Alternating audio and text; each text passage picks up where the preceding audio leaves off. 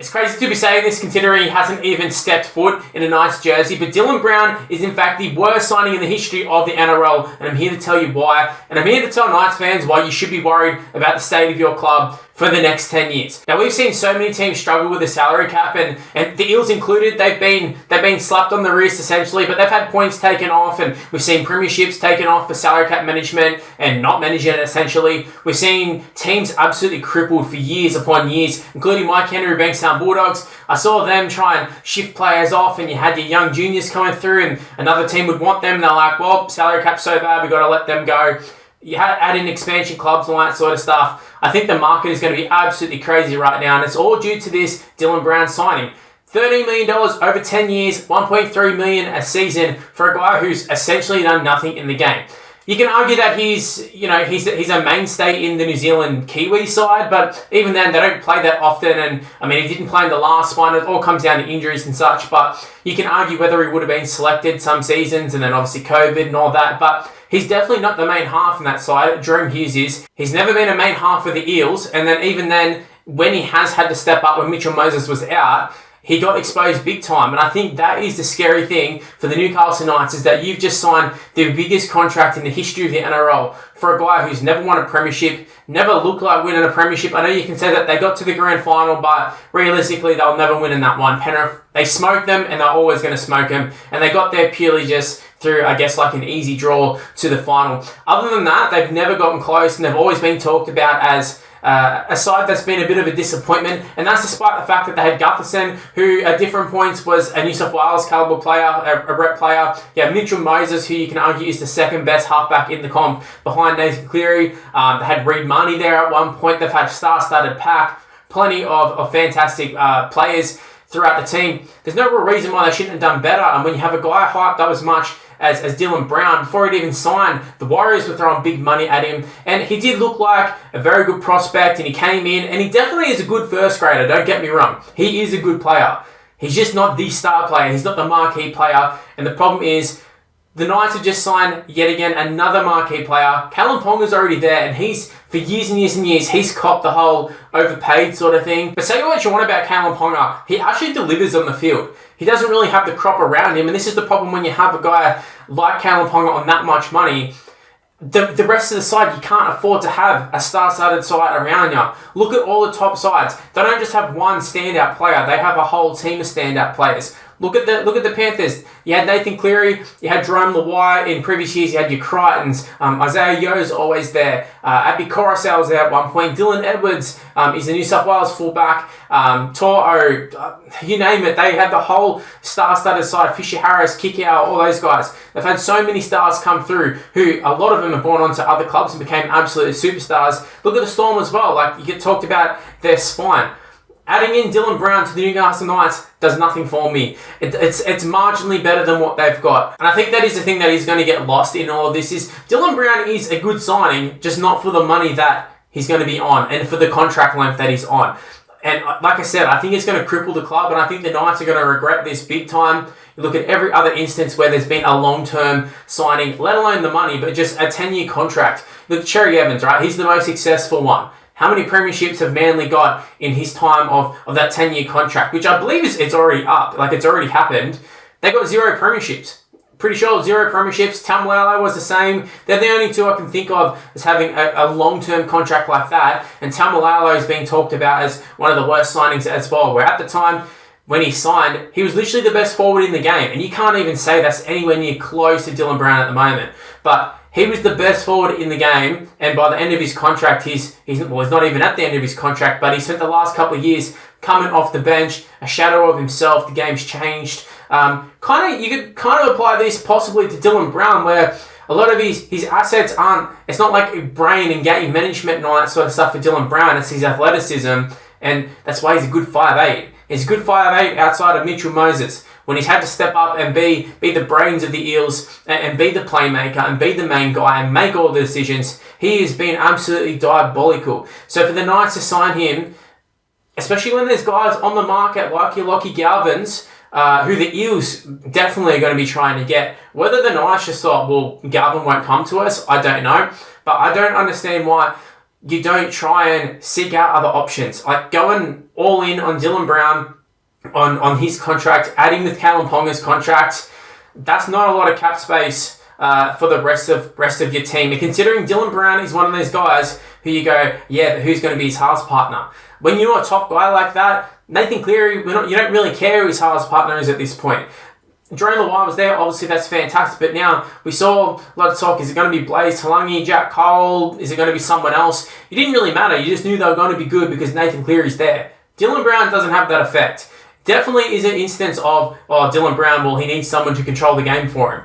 You don't pay $1.3 million for a guy in that situation. If they'd signed him for 700, 800, something like that, you'd say, hey, good job, Knights. And maybe even like a 5-year deal, something along the lines of that. Say, fantastic job. You reassess, you see if it works. If it doesn't, you're not locked in. If it's looking really good, you re-sign for longer. If not, you cut your losses. A 10-year contract, you're not doing that. You're not cutting your losses there. And the fact that Kalen Ponga is, he's not going to be paid more than Kalen Ponga, but he's on that marquee level, but he's definitely not on the same actual level in playing ability. I think that's just what's crazy to me. And you look at the Knights, and yeah, the halves are a bit of a concern, but just with the players on the market, yes, there's not that many superstars. Like I said, Lockie Galvin, probably one of the few. I wouldn't even say he's a superstar, and I don't necessarily think he's better than Dylan Brown at the moment, but potential-wise, I think he's definitely got a higher ceiling these days than Dylan Brown. Dylan Brown hasn't really kicked on. He had some off-field issues as well, which is another worry. He's had a few injuries and such as well. But his whole game is that he's athletic, and that doesn't hold up over time. And that's what his game is built around. He's not a man manager. We saw guys like Sean Johnson where they weren't a natural playmaker. It literally took until right at the end of his career. And even then, it was only really like one season where we got to see probably the best of Sean Johnson. And then he was done. He was gone. Dylan Brown, 10-year contract. He's going to be, 34, 35. You have a guy like Galvin, 19 going on 20 this year. Even in other sides, like I just mentioned, Talangi is sitting in reserve grade at the Panthers, or your Jack Coles or Snyders. You got a few of those sort of guys. I'm sure there's plenty of other ones. Look at Toby Sexton. I'm pretty sure he's not locked in with the Bulldogs at all. And Mitchell Wood's in the ranks. Toby Sexton's another option you can look at. Out in the next couple of years, Tyrone Wishart, Jerome Hughes, pretty sure they're off contract. Adam Reynolds, a few of those experienced sort of guys. You could easily go for someone like that on, way less money, which is crazy. It's crazy to me that you have Dylan Brown and that much compared to some of these guys I'm throwing out who've won premierships and been influential and, can actually change a game. And this is no disrespect to Dylan Brown. Like, obviously, if he's going to get offered that money, he'd be stupid not to take it because, his situation at the Eels isn't looking great. And I think if he didn't sign it, I think there'd be a pretty good chance that the Knights pull the offer. So, sign it, do it, sign your life away. Man, that's a lot of money for the caliber of player he probably is. And I keep saying that, it sounds like I'm dissing Dylan Brown, and I guess in a way I am, but he is a good 5'8". He's just not an elite 5'8". I was listing down players that I would have over him as a 5'8", let alone a halfback, which I think they're going to try and manufacture him into. I would take Matt Burton over him. I'd take Jerome Luai. I know he's playing number 7, but Jerome Luai, I'll get to him, but he's actually a good comparison to Dylan Brown in all of this. But I would have Cody Walker over him. Funnily enough, I'd even have Jack White, who doesn't even play 5'8" anymore, and have him over him. Then you got your Broncos guys, whether it's Ben Hunt, whether he's playing there, Ezra Mam, Cameron Munster obviously is the big one. Then you get into the other players who are kind of like your Trindles and all that as well, who definitely could be an option. If the Knights were looking for a halves player, they didn't have to go in and strike now. They could have waited. Like I said, there were a few players off contract, and there's always sort of rumours going around. There's always players getting released. Look at the Sharks. Had that Atkinson come out of nowhere, and then there was talk about, is Hines the guy? Do we put Atkinson in? Is Trindle? Is he the guy? Do you get rid of him? Sometimes it ends up with 3 good players ending up in 2 spots, and it doesn't work, and that leaves one on the outer. That's where the Knights could have swooped in for an Atkinson back in the day, or play their cards right. Nico Hines, maybe someone like that, but instead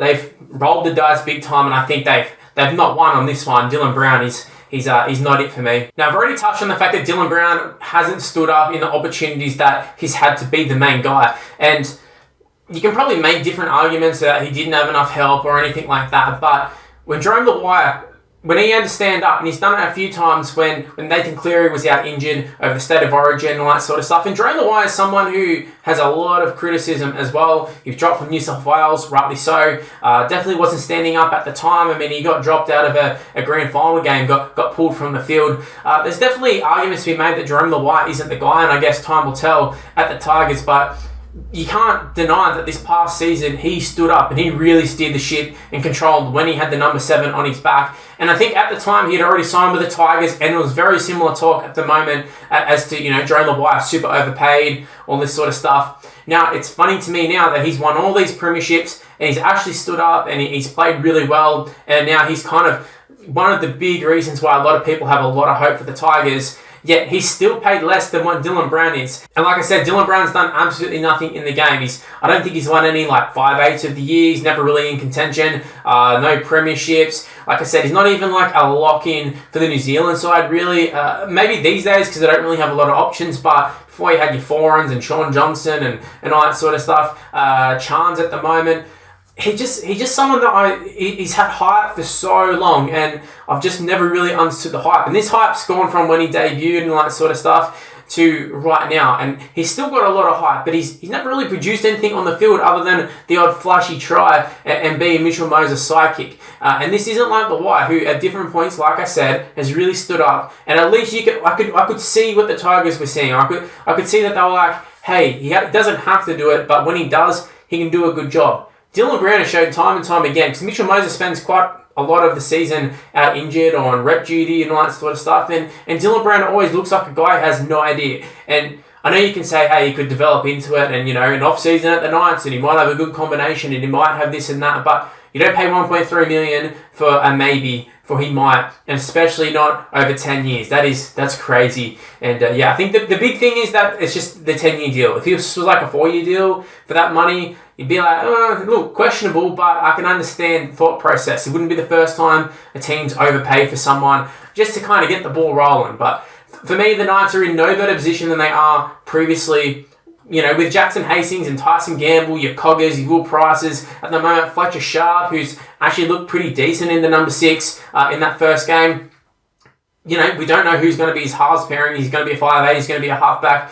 I think all that sort of screams about the fact that, this is a bad deal. This is a really bad deal. And Knights, I don't think they can get out of it. I don't see down the line how they get out of it. And you can argue that in 10 years' time, that much money for a Dylan Brown sort of player, that's going to be average. That's going to be a good deal for the Knights. But it's you don't wait 10 years for it to become a good deal. You don't make a signing like this, a marquee signing, and go, well, in 5 years' time, this might be good value for money. Because you know what? In 5 years' time, Caleb Ponga could be gone, and, they don't have anyone else, and Dylan Brown is there. He could also not perform. He could perform extremely well, and he still would probably be overpriced.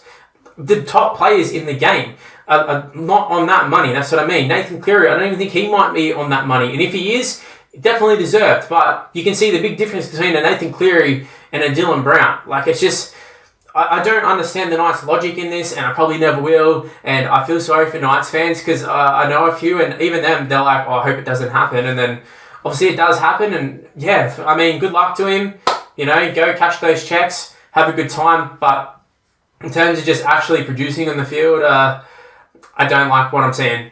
Well, that's the end of this video. If you happen to enjoy it, make sure you leave a like, subscribe. You know the drill at this point. Everybody YouTuber says it. Just go ahead and do it. It'd really help me out. Also, why not go ahead and check out some of these other videos that are on the screen right now.